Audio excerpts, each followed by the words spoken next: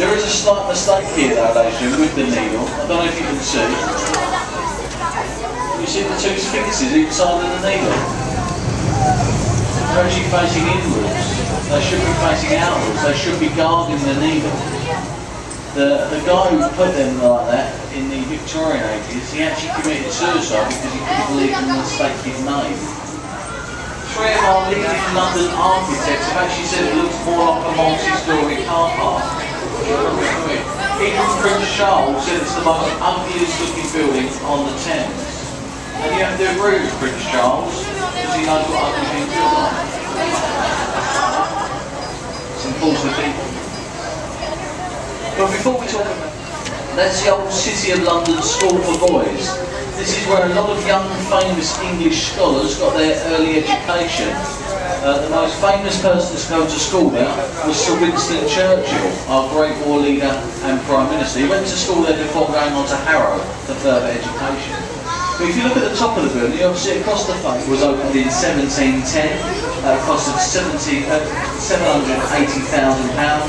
and was designed by a very famous man known as Sir Christopher Wren. This was said to be his masterpiece. So, St Paul's Cathedral is also the second largest unsupported cathedral dome in the world, the largest being St Peter's in the Vatican City of Rome.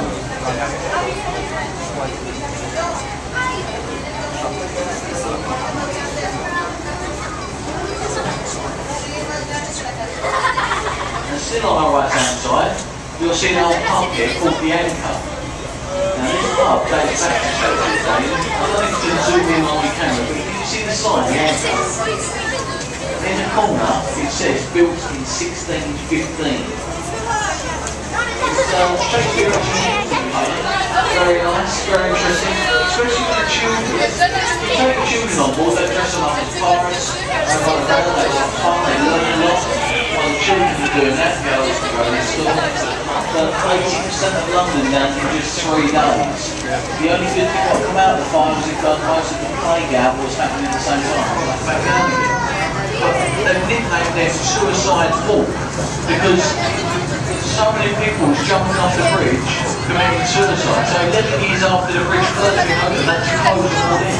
Because some people wanted to jump off. Today, they're now a museum. That's called the Tower Bridge Experience. Where you talk about history, I think it's been a fortress, a palace, a royal mint. Now we're going to be taken out of the tower, where you can be met by a very hostile crowd and a very large man with an even larger axe. He would chop your head off, get your head, stick it on a wooden spike, then they'd walk your head up to London Bridge and display it as a deterrent to any would-be traitors. Unfortunately, ladies, you can't see the bloody tower from here because it's behind it.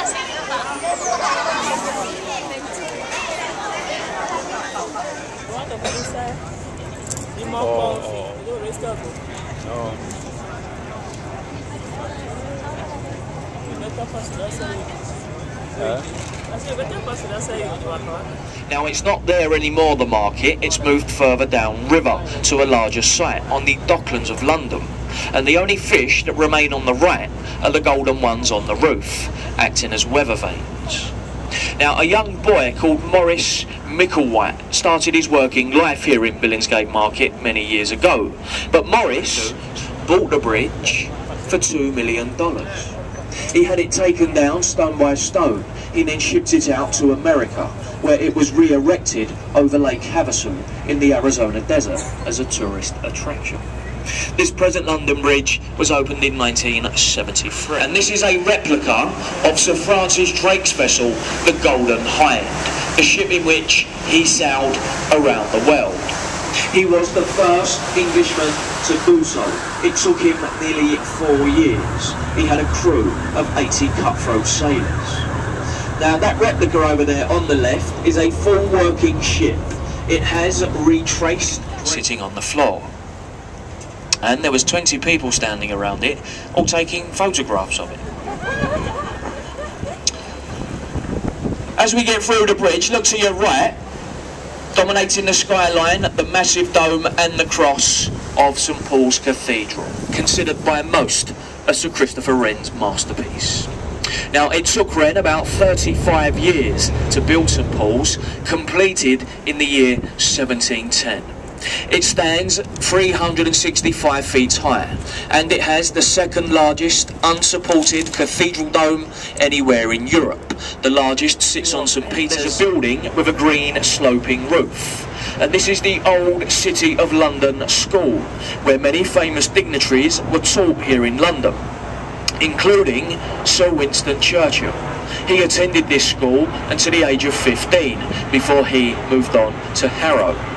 Just take a look in between the arched windows of that building. You see 4 statues. From left to right, Milton, Shakespeare, Bacon and Sir Isaac Newton, 4 of this country's famous scholars.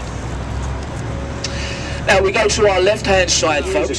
This was a cold storage warehouse. But today, like many disused warehouses along the banks of the river, it's been converted into luxury hotel restaurants here in London. A shot of brandy at the Harvey Nicks restaurant will set you back £250. 1 nip of brandy. Now, ahead of us on the left, behind the trees, we can just make out a low-lying glass-fronted building. And behind that, there's a tall office block. Now, these 2 buildings go together to make Kent House, and this is the headquarters for ITV Television. Now, it's from this building that we get many of our TV shows, such classics as Richard and Judy, This Morning, Jeremy Kyle, X Factor, and all the other rubbish. It comes out of there. Now, it's also from the building on the left, when they have news reports at various times during the day, that they actually use this shot of the River Thames we're now travelling through as their background. Now, anybody who lives here in London would have no doubt seen this on telly. Anybody who doesn't live in London, right now, we could all be on national TV. So that's it, don't be shy, give them a little wave over there on your left. Hello, Mum. Especially if you're travelling with your loved one, you may get to see yourselves on telly. If you're travelling with somebody else's loved one, I suggest you quickly look to the right. People have been called Nuclear Carbuncle. He's not a fan of the design of the building. And he's not alone. It's also been voted by some of London's leading architects as the ugliest building on the banks of the River Thames. Now, looking at the building, I don't suppose you could really disagree. But the old saying. Now, ahead of us on the right, along the river's wall, we have the oldest monument here in London, Cleopatra's Needle. Over 3,500 years old. It's actually older than London itself. It weighs 180 tonnes, and it was presented to the British government by a very thankful Egyptian government to commemorate our defeat of the French at the Battle of the River Nile. Either side of the needle there are 2 Sphinx, and they actually made a mistake when erecting those. Each pod represents a borough here in London. It takes about 30 minutes to complete a full circle, although on very busy days they have £1,000, 1 complete term. Now, when it first opened back in the year 2000, it was just £5 a person to go on the London Eye. Today, it's almost £20 a person to go on the London Eye. Now, if you can drag your attention away from the London Eye Ahead of us, on the right-hand side now, we have a great view of the Houses of Parliament, the Palace of Westminster, the seat of the British government.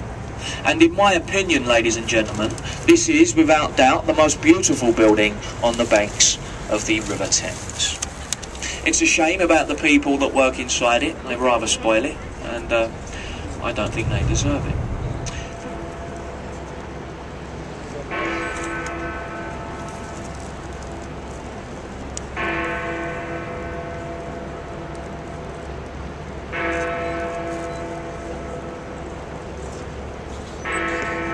There you go, 5 o'clock, ladies and gentlemen.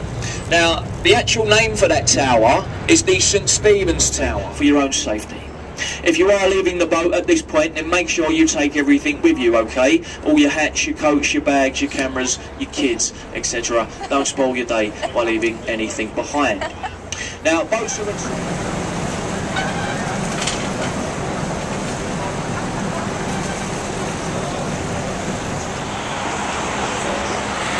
Al final hay una, es que aquí hay una también. Para el 22. Aquí hay, enfrente de justo de la Noria.